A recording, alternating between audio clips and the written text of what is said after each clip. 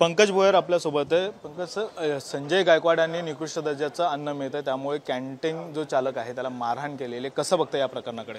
नाही, मी आता सांगितलं की चांगल्या पद्धतीचं भोजन त्या ठिकाणी निश्चितपणे सदस्यांना मिळालं पाहिजे, परंतु जर का त्या ठिकाणी काही कर्मचाऱ्यांकडून चूक झाली असेल तर मारहाण हा काही त्याच्यावरती उपाय नाही आहे। समन्वयातून काहीतरी मार्ग त्या ठिकाणी काढायला हवा होता। निश्चितपणे याच्यावर पुढे काहीतरी मार्ग निघेल।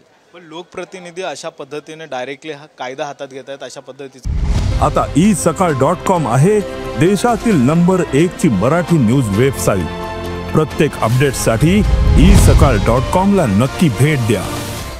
दिसून येते या अगोदर देखील संजय गायकवाडांनी अशा बऱ्याच जणांना मारहाणीचे प्रकार समोर आले होते, त्यामुळे कुठेतरी कायदा हातात घेतात असं वाटत नाही?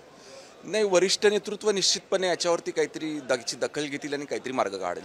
मात्र जेवण देखील आहे ते निकृष्ट दर्जाचं दिलं जाते, आमदार निवास स्थान आहे आणि त्यामुळे तिथे देखील FDIने अशा पद्धतींवर कारवाई केली पाहिजे, काय वाटतं तुम्हाला? नाही, निश्चितपणे मी आता सांगितलं की विधानसभा सदस्य किंवा विधान परिषद सदस्य हे आपल्या विधानसभेतले प्रश्न सोडण्याकरिता अतिशय गंभीर असतात, प्रचंड मेहनत ते त्याच्याकरिता घेत असतात आणि विशेष करून अधिवेशन काळामध्ये हे प्रश्न सुटले पाहिजे याच्याकरिता सतत प्रयत्नशील असतात।